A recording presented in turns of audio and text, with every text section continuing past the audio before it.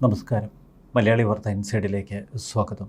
കേരളത്തിലെ പരമ്പരാഗത സുന്നി മുസ്ലിം പണ്ഡിതന്മാരുടെ സഭയാണ് സമസ്ത. ശരീഅത്ത് സംരക്ഷണം, മതവിദ്യാഭ്യാസം, പള്ളികളുടെ സംരക്ഷണം എന്നിവയൊക്കെയാണ് സമസ്തയുടെ മുഖ്യ ലക്ഷ്യങ്ങൾ. കേരളത്തിൽ സമസ്തയ്ക്ക് രണ്ട് വിഭാഗങ്ങൾ, EP വിഭാഗവും കാന്തപുരത്തിൻ്റെ നേതൃത്വത്തിലുള്ള AP വിഭാഗവും. നേരത്തെ മുശാവറ എന്ന പരമോന്നത സമിതിയെ സംബന്ധിച്ച് ചില തർക്കങ്ങൾ ഉടലെടുത്തിരുന്നു. എന്നാൽ ഇടക്കാലത്ത് സമസ്തയും ജമാഅത്ത് ഇസ്ലാമിയുമൊക്കെ ഐക്യത്തിൽ നീങ്ങുന്നുവെന്ന ധാരണ സൃഷ്ടിക്കപ്പെട്ടു. കേരളത്തിലെ ബഹുഭൂരിപക്ഷം മദ്രസകളും പ്രവർത്തിക്കുന്നത് സമസ്തയുടെ കീഴിലാണ്. കേരളത്തിലെ മുസ്ലിം സമൂഹത്തിൻ്റെ മതപരമായ കാര്യങ്ങളിൽ അവർ വലിയ സ്വാധീനം ചെലുത്തുന്നു. 1941 മൗദൂദി രൂപം നൽകിയ സംഘടനയാണ് ജമാഅത്ത് ഇസ്ലാമി. ദൈവിക നീതിയിൽ ഒരു സമ്പൂർണ്ണ ജീവിതം, അതാണ് ജമാഅത്ത് ഇസ്ലാമി ലക്ഷ്യമിടുന്നത്. ജീവിതത്തിൻ്റെ സമസ്ത മേഖലകളിലേക്കും ഇസ്ലാമിൻ്റെ സംസ്ഥാപനമാണ് ജമാഅത്ത് ഇസ്ലാമിയുടെ ലക്ഷ്യം. ഇസ്ലാമിക ആശയങ്ങൾ പ്രചരിപ്പിക്കാനും മൗദൂദി ലക്ഷ്യമിട്ടു. പലപ്പോഴും ജമാഅത്ത് ഇസ്ലാമിക്കെതിരെ പരസ്യ വിമർശനങ്ങൾ ഉയർത്താറുണ്ട് സമസ്ത.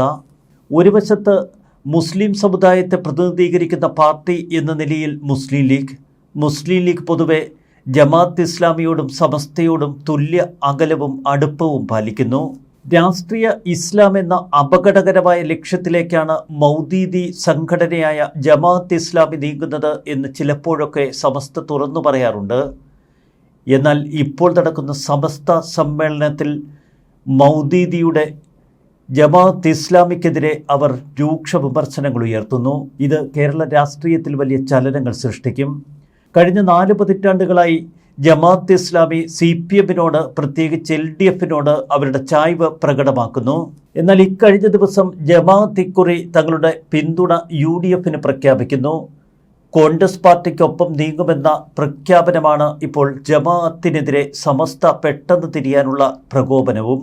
പാൻ ഇസ്ലാമിക് തീവ്ര ചിന്താഗതിക്കെതിരെ ജാഗ്രത വേണമെന്നാണ് ഇപ്പോൾ സമസ്ത ഓർമ്മപ്പെടുത്തുന്നത്.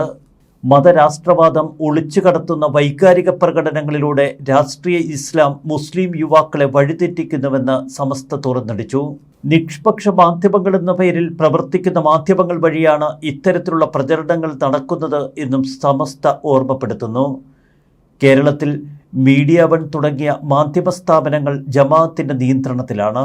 നിയമസഭാ തെരഞ്ഞെടുപ്പ് പ്രഖ്യാപിക്കാനിരിക്കെ സമസ്തയും ജമാഅത്തും നേർക്കുനേർ നിൽക്കുമ്പോൾ ഇപ്പോൾ വിയർക്കുന്നത് UDF-ഉം കോൺഗ്രസ് പ്രസ്ഥാനവുമാണ്.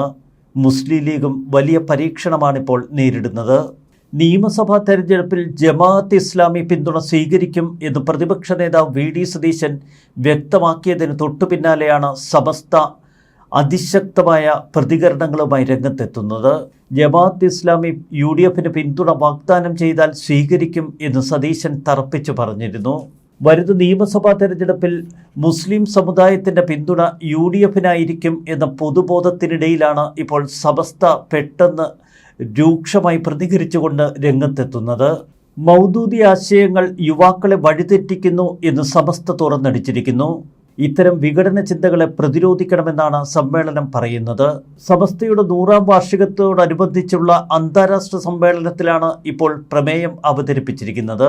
വിഘടനവാദ ചിന്താഗതികളെ ആശയപരമായി പ്രതിരോധിക്കാനും സഹിഷ്ണുതയും സൗഹൃദവും ഉയർത്തിപ്പിടിച്ചുകൊണ്ട് സമുദായത്തിൻ്റെ തനിമ നിലനിർത്താനും എല്ലാവരും സജീവമായി രംഗത്തിറങ്ങാൻ സമസ്ത ആഹ്വാനം ചെയ്യുന്നു.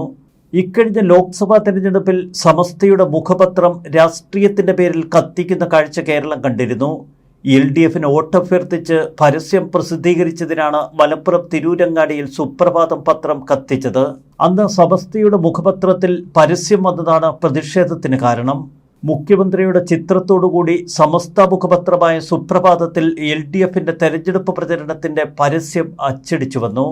മുസ്ലിം ലീഗ് അനുഭാവമാണ് പൊതുവെ സമസ്ത പ്രകടിപ്പിക്കുന്നതെന്നും സമസ്തയ്ക്ക് വേണ്ടിയും മുസ്ലിം ലീഗിന് വേണ്ടിയും പ്രവർത്തിക്കുന്ന തനിക്ക് ഇത് സഹിക്കാൻ കഴിയില്ല എന്നും പറഞ്ഞുകൊണ്ടാണ് ഒരു ലീഗ് പ്രവർത്തകൻ അന്ന് സമസ്ത പത്രം കത്തിച്ചത്.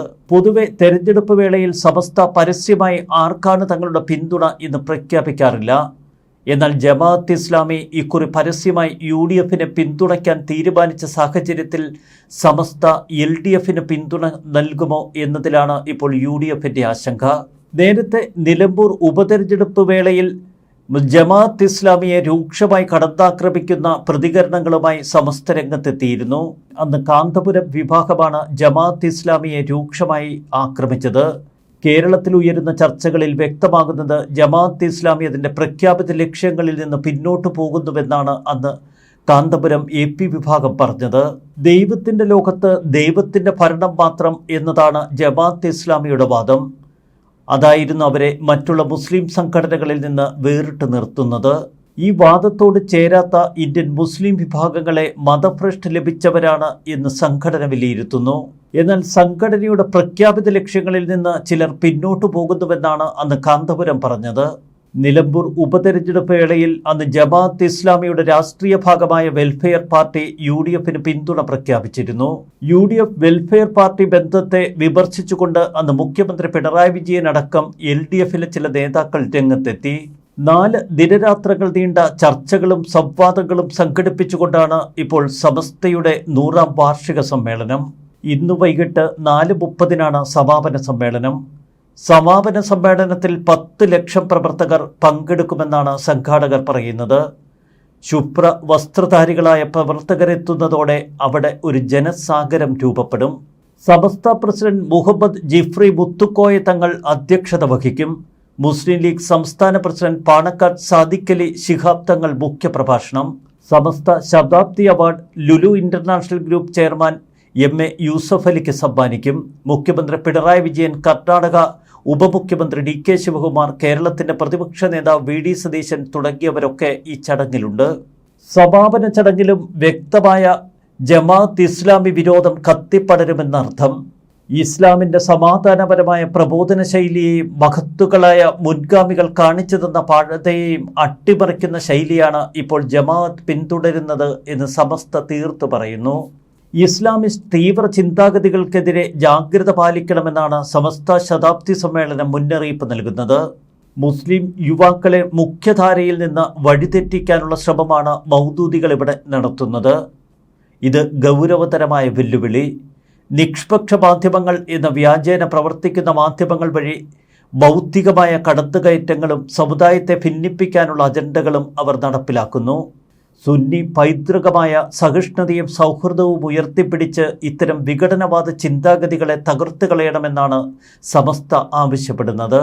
ജമാഅത്ത് ഇസ്ലാമി മത രാഷ്ട്രീയവാദം അവസാനിപ്പിച്ചുവെന്നും നിയമസഭാ തെരഞ്ഞെടുപ്പിൽ അവരുടെ പിന്തുണ തേടുമെന്നുമാണ് പ്രതിപക്ഷ നേതാവ് VD സതീശൻ പറഞ്ഞത്. ഇതിനെ പൂർണ്ണമായി ഖണ്ഡിക്കുന്നതാണ് സമസ്തയുടെ നിലപാട്. മതരാഷ്ട്ര സങ്കല്പം ജമാഅത്ത് ഇസ്ലാമിക്കില്ല എന്നാണ് കേരള അമീർ P മുജീബ് റഹ്മാൻ പറയുന്നത്. എന്നാൽ മറുവശത്ത് ആരാധനാകർമ്മങ്ങൾ പൂർണ്ണമാകണമെങ്കിൽ ഇസ്ലാമിക രാഷ്ട്രവും ഭരണകൂടവും ഉണ്ടാകേണ്ടതുണ്ട് എന്ന് ഷൂറ അംഗം ഷെയ്ഖ് മുഹമ്മദ് ഖാരക്കുന്നിൻ്റെ പ്രസംഗം. ഇസ്ലാമിക റിപ്പബ്ലിക്കിനെ വിശ്വാസികൾക്ക് തള്ളിപ്പറയാൻ കഴിയില്ല എന്നാണ് അദ്ദേഹം പ്രസംഗിച്ചത്. ഈ നിലപാടിനെ സംഘടന ഇതുവരെ തള്ളിപ്പറഞ്ഞിട്ടില്ല. നേരത്തെ വെൽഫെയർ പാർട്ടിയുമായി ചില നീക്കുപോക്കുകൾ തങ്ങൾക്കുണ്ടാകുമെന്നാണ് മുസ്ലിം ലീഗ് പ്രതികരിച്ചത്. വെൽഫെയർ പാർട്ടി ജമാഅത്ത് ഇസ്ലാമിയുടെ തടലിലാണ് പ്രവർത്തിക്കുന്നത് എന്ന് LDF വിമർശിക്കുമ്പോൾ മറുവശത്ത് UDF വെൽഫെയർ പാർട്ടിയെ ചേർത്ത് പിടിക്കുന്നു. UDFന്റെ ഏറ്റവും വലിയ വോട്ട് ബാങ്കായി കരുതപ്പെടുന്നതാണ് EK വിഭാഗം. AP വിഭാഗമാണ് ഇടതുപക്ഷത്തോട് ചേർന്ന് നിൽക്കുന്നത്. എന്നാൽ സമസ്ത അതിൻ്റെ 100ാം വാർഷിക വേളയിൽ തന്നെ ജമാഅത്ത് ഇസ്ലാമിയെ പരസ്യമായി തള്ളിപ്പറയുക വഴി തങ്ങളുടെ UDF ബന്ധം മുറിച്ചെറിയുമോ എന്ന ഭയം ഇപ്പോൾ UDF നേതാക്കളെ വേട്ടയാടുന്നു. സമസ്ത സർവ്വമനുഷ്യരെയും ഉൾക്കൊള്ളാൻ കഴിയുന്ന ഒരു പ്രസ്ഥാനമാണ് എന്ന് PS ശ്രീധരൻപിള്ള ഓർമ്മപ്പെടുത്തി.